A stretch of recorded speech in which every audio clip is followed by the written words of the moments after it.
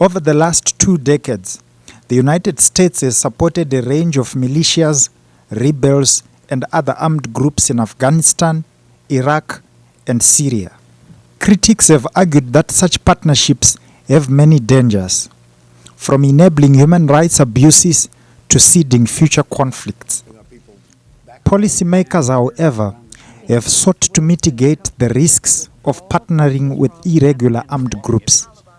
Militia group leaders in far-flung corners of these war-torn countries were subjected to background checks and instructed about international law and human rights, and their funding was cut when they crossed red lines.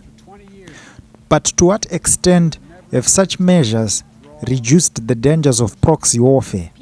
And what unforeseen consequences has this approach unleashed?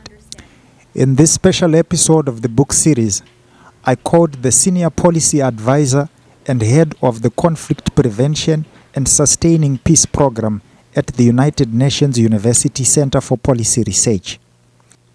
A new book, Illusions of Control: Dilemmas in Managing U.S. Proxy Forces in Afghanistan, Iraq, and Syria, was published by Columbia University Press, and a copy of this book can be accessed on the link that is in the description panel of this video.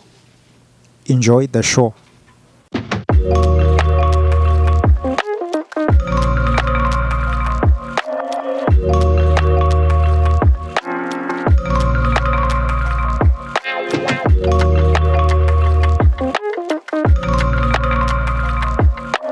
Dr. Gaston, welcome to the book series. Thank you very much for having me. I'm looking forward to the conversation.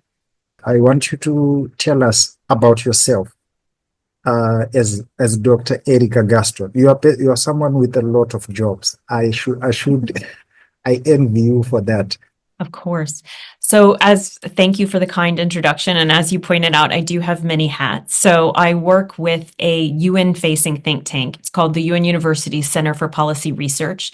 And there I lead their research on conflict prevention and sustaining peace. So everything from peacekeeping, peace building, future of peace operations, to specific issues like how climate change is affecting conflict, how youth are getting involved in peace building, or how does human rights play into some of these efforts to staunch conflict.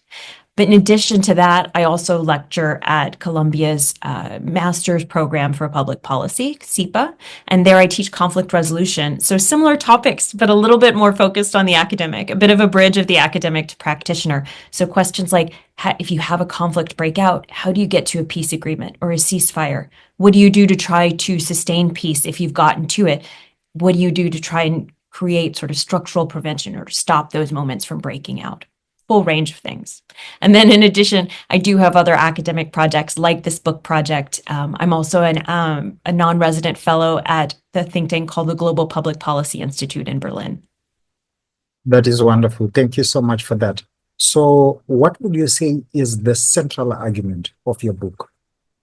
So at its core, my book explores U.S. support to different types of militias, rebels, or other non-state armed groups in Syria, Iraq, and Afghanistan over the last 2 decades. So I look at a dozen different groups, and they can range from U.S. support to tens of thousands of community-based forces in Iraq and Afghanistan, to the more specialized covert paramilitary forces that might be accompanying, say, intelligence agents or U.S. special forces, to a range of Syrian rebels and militia groups that sprung up after the outbreak of the civil war there. And what I'm looking at in this book is not just this question of, did the U.S. provide support to these different types of groups, or how did they figure into the U.S. security strategy, but more specifically, how did the U.S. try to address some of the risks or consequences that come up when working with these types of groups. So many of the groups that the U.S. engaged with had a long history of war crimes, of human rights abuses, of committing atrocities. Many were part of criminal networks or might be linked to warlords. So, rather than helping the situation, they could contribute to instability. Many had direct links still with terrorist or insurgent groups. So if you imagine if the U.S. is providing some of these groups with weapons or equipment or other support, there's the risk they could pass it on, either voluntarily or under coercion. There's also the risk that those groups could go rogue themselves, attack some of the U.S. forces they're working with. Or there was a classic example of U.S. support to militias in Afghanistan in the 1980s, where some of those mujahideen supported later spun off and became Al-Qaeda. So all of these different risks that could happen in working with these militia forces, and U.S. policymakers and commanders were not unaware of these risks. They knew their stuff. They knew that there were problems with these forces. But because there was a decision to work with them, they said, are there ways that we can try and address these risks? Can we put in place different types of checks or controls? So that could be like a background check to see who they're affiliated with, or whether they might have committed abuses or crimes in the past. Or maybe it's providing them training on things like human rights or on codes of conduct. Maybe it's just doing certain monitoring and reporting and oversight to keep track of what they're doing, keep track of weapons they're provided or things like that, or threatening to cut them off if they engage, cross a red line or something. So all of these different types of checks and controls to try and address these risks. I look at what they tell us about some of our academic theories about proxy warfare. What do they tell us? I'm also an international lawyer in one of my hats. So what do they tell us about due diligence requirements under international law when working with these forces? And then more broadly, what do they tell us about policymaking in 21st century warfighting in these security contexts? And I say that because what's super interesting about these checks and controls, you could say, oh, they're these minor technical or tactical features, but actually they tend to get at the crux of what is problematic or controversial about these forces. They're designed to sort of moderate between some of the pros or advantages that might be seen of working with these irregular security forces, and also some of the critiques and risks of them opening up sort of this Pandora's box of other issues. And so for that reason, interrogating these risks, it's a way to explore some of the broader policy controversies and dilemmas that surround these, and also what are the compromises that happen in the policymaking space that allow these to go forward. And in particular, what I would highlight is the most interesting thing is this idea that, okay, think about if your fundamental problem is you want to work with these forces, but they pose all of these risks and problems. If you think you've got the solution to address those risks and problems, does it make it more likely that you'll support those forces? Does it make it more likely that the U.S. would work with these types of militias? So that's the broader underlying question within the book.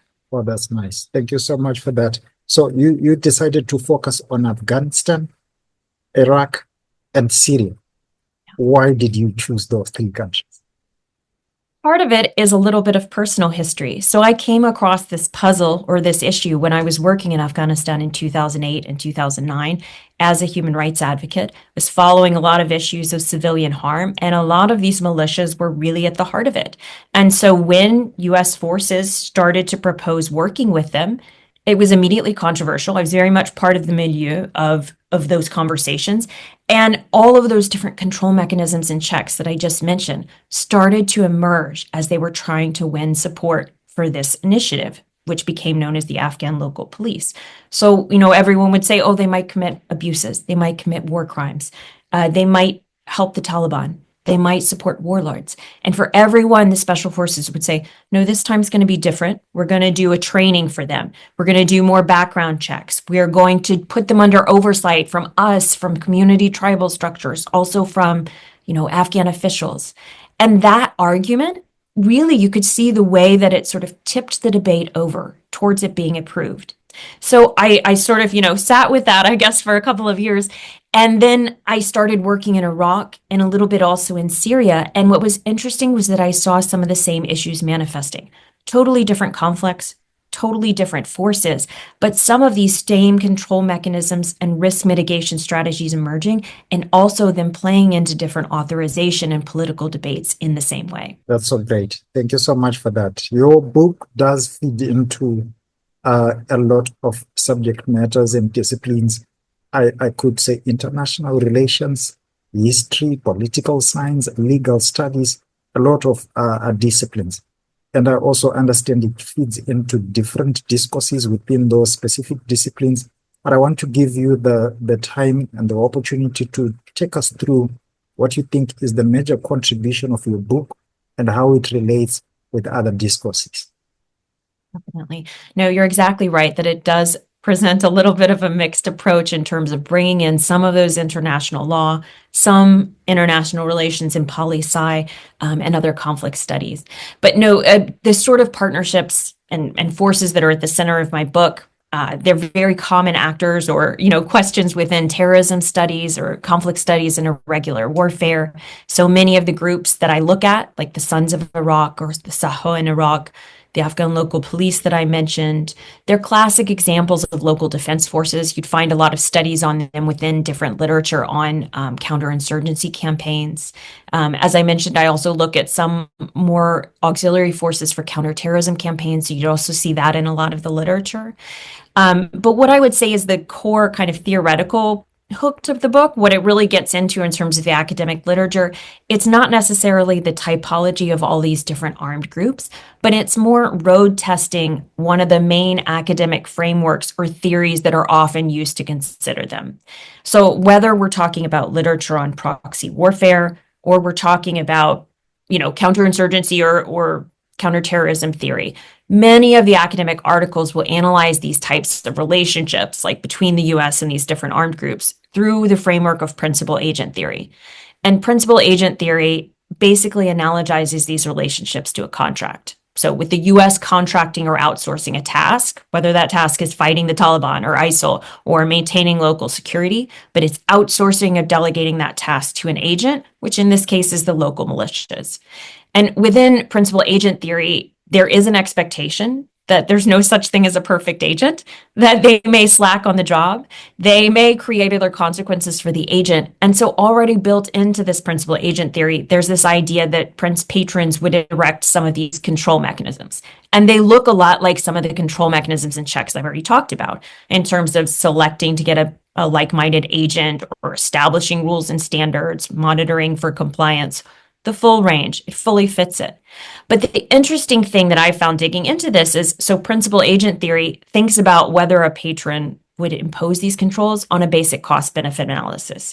So if it's really costly to impose these controls because it would take a lot of time to deploy, say, a US military officer into Syria to watch what these militias are doing, or be very costly in terms of other political costs. So if there's high costs to imposing the controls, or if you don't think they'll work because it's going to be really impossible to actually monitor what these militias are doing, then principal agent theory says we won't have them. But in fact, that's not what we see in practice. We saw again and again across the dozen case studies that I looked at, the US imposing these control mechanisms and keeping to them, even when they weren't proving effective, even when they had outlived their usefulness and were proving highly costly. And so I take in sort of a second framework or theory from international relations theory to be like, okay, here, what's another explanation for this? And what I look at is called bureaucratic policy analysis. There's a theory within bureaucratic policy analysis, which tends to look at bargaining debates between different policymakers.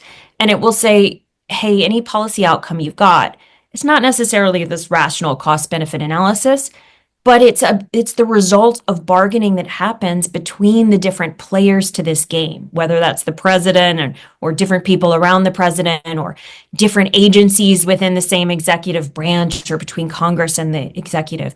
But it's the result of those negotiations and tactics and bargaining between those different players. Or it's the result of organizational processes or procedures, which kind of take on a life of their own and dictate what are the sort of tools or approaches adopted. And we see both frameworks happening across the case studies. So a lot of these control mechanisms that I mentioned, I gave the example before about the Afghan local police and how special forces were saying, no, don't worry, we've got it this time. We've got all these different ways that we're going to address the risks. And that helped to get the project authorized. So we see that kind of bargaining back and forth and control mechanisms being a means of persuasion, or in some case for critics, a way to argue against these.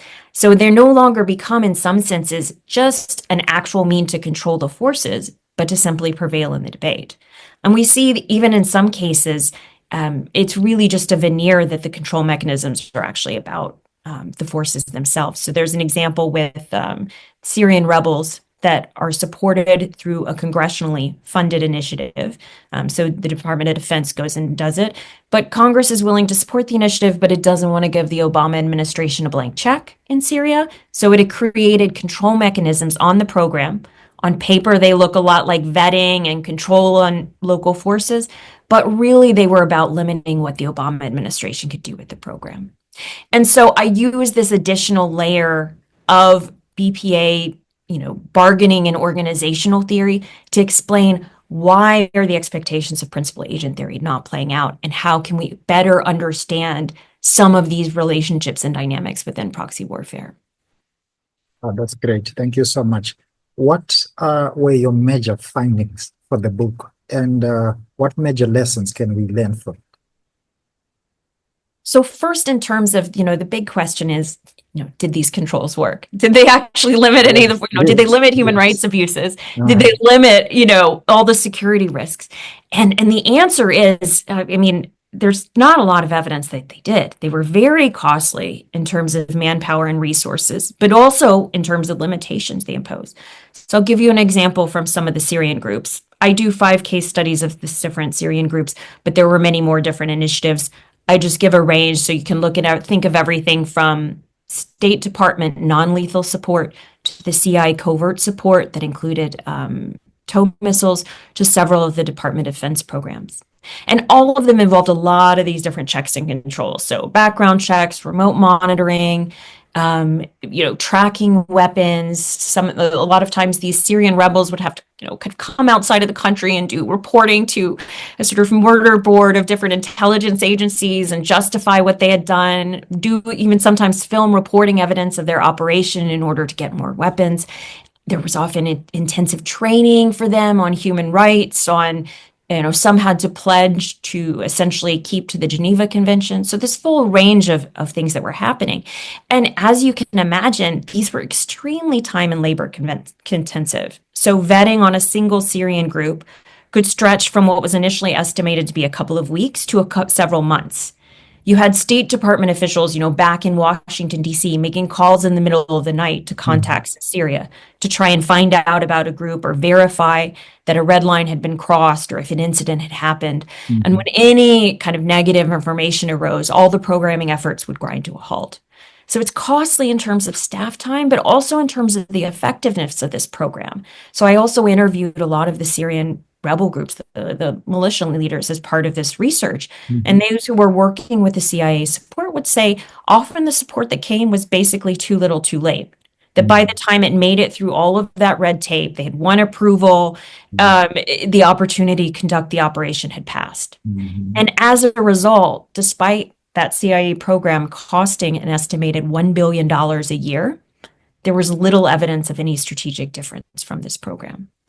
There were also limitations in terms of who you could work with on the ground. So extensive vetting ruled out a lot of actors. The most extreme example was that first congressional train and equip program that I mentioned before, where Congress placed all the rules and the restrictions.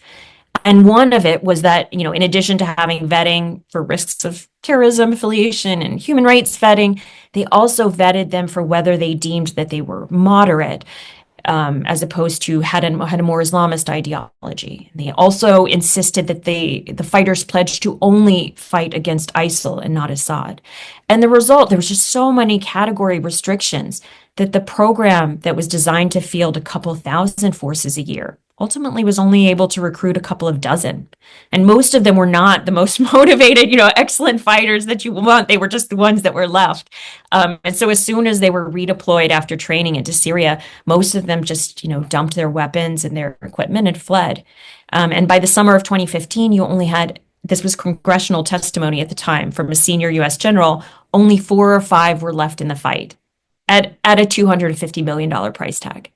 So these can just be extremely costly. And then on the flip side, we don't see a ton of evidence of them working to limit the risks. So let's take loss of weapons, risk that they'll be passed on to terrorist groups or ISIL or things like that.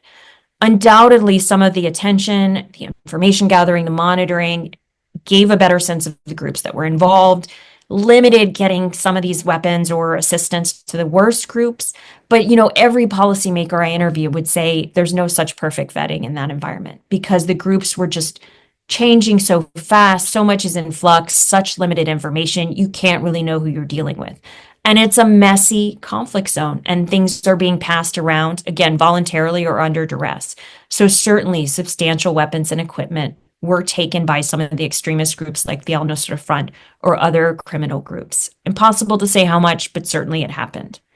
On the human rights risks, across, I would say, most of the cases I examined, even some of the CIA covert ones, there were efforts to create some of these checks on, the risk that the forces would commit human rights abuses. The most prominent is a tool known as the Leahy Law, which is a global process for vetting, so that anyone that's receiving U.S. security assistance should have their background checked to see if they've committed gross human rights abuses. But the problem with a lot of these is that false negatives are common. It's really hard to get information Yes. it's really hard to get information about these abuses in the first place, especially if you're talking about in the midst of a dangerous and complex conflict environment where there might not be a lot of reporting or ways to verify things. And so while background checks were run, it's hard to say that they really systematically caught those who were culpable. And even if they weren't always applied in a way that was consistent enough that it would really deter that the fighters would say, oh, I know that if I do something, I'm going to get caught, and I therefore won't engage in that abuse. So really hard to see a lot of deterrent effect or accountability happening from that. Similarly, there was a lot of training on human rights in a number of the programs, and that certainly provided some awareness. But when you talk to military experts, I mean, frankly, you talk to anyone who's ever gone to a training in their life, they'll tell you, you can't just have a one-off training and expect everything to have been learned and applied perfectly. You have to have ways to reinforce it. In the military, you have to have a sort of disciplinary structure or way that it's actually enforced. And that was not present in most of these because they're sort of being remotely managed and trained outside of the country. So overall, it's not that you didn't see some benefits from the human rights checks. For example, one thing the Leahy Law was great at was it made sure it was part of the conversation among U.S. policymakers whenever they wanted to fund a new force. But the risk was, in a way, that because it had become this regular, almost routine programmatic check, it had a sort of check the box element to it. So officials said that when they're dealing with these groups, instead of it being a question of whether it was right to be working with these groups, whether it would create long-term consequences for human rights, it became a question about how to do the vetting, rather than whether it was a good idea. And then final example I'll give you is just on the political risks. And I think this really illustrates what the larger takeaway from the book is in terms of what some of the downsides of taking this approach. So in addition to all of these human rights and security risks, you might also be wary to work with some of these groups because of political consequences. Clearest case of this is the U.S. decision to support Kurdish-led forces in northeast Syria. These are known as the Syrian Democratic Forces. And though the SDF, or Syrian Democratic Forces, are made up of a range of different Syrian groups, their core leadership comes from a group known as the YPG, which are linked to the Turkish group, the PKK. And the PKK has been designated as a terrorist organization by the U.S. for decades because it's run a multi-decade insurgency against Turkey. And so Turkey is a major U.S. ally, one of its most important NATO allies, certainly in the Middle East region. And Turkey did not look kindly to the U.S. proposal to be arming what it viewed as its archenemy. From Turkey's perspective, arming the SDF was equivalent to arming an al-Qaeda affiliate. Now, the U.S. saw the SDF as the only viable partner that it had on the ground that could take on and beat back ISIL in Syria. So this is why it wanted to go forward. But caught between this sort of rock and a hard place, not wanting to damage the relationship with Turkey, but wanting to pursue ISIL. Instead, it tried to massage the issue largely through these control mechanisms. So it told Turkey, don't worry about it. We're not arming your enemy. We're going to do background checks and make sure there's no PKK affiliates in the midst. We'll have strict weapons restrictions and regulations. So we'll track everything that goes in. You can even see a roster of the weapons we give them and the accountability that we'll have. And we'll also place limits on where they can operate and the types of materials and all of that. And then there was also the same human rights controls and other checks that I've talked about with the other groups. Now, Turkey was completely unpersuaded by this. No amount of weapons tracking was going to change its mind about arming its archenemy on its southern border. And yet this panoply of controls, what had become normalized over the previous decade in working with these forces, came across as a very reasonable middle ground in the halls of Washington, D.C. And it's what helped this partnership to be authorized and approved, ultimately sort of papering over what were fundamentally deeply unreconcilable trade-offs in U.S. policy in the region. And so for each of these, different risks I've identified, you see this kind of phenomenon, whether you're talking about security effects or blowback or human rights or political risks. There was this recurrent theme that these could just be managed by creating these tactical or technical level controls. And we just didn't see this bear out. Addressing any of these risks would have required more strategic choices, in some cases, simply not working with that force, in other cases, adjusting the rest of the U.S. force posture or policies to actually support a larger strategy of risk mitigation. In some cases, like with what I mentioned just now with Turkey, coming to terms with the basic trade-off in terms of U.S. policy commitments or aims. And so what this suggests overall is a more fundamental or profound risk that we see with these control mechanisms.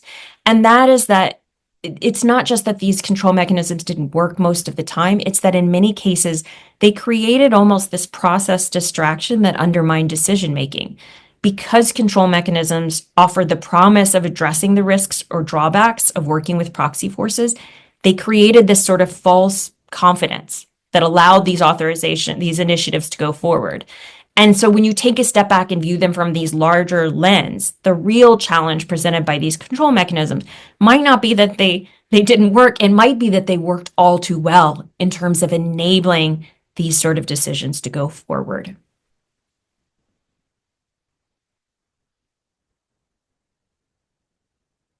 That's great. Thank you so much for that. So now, what's the target audience of this book?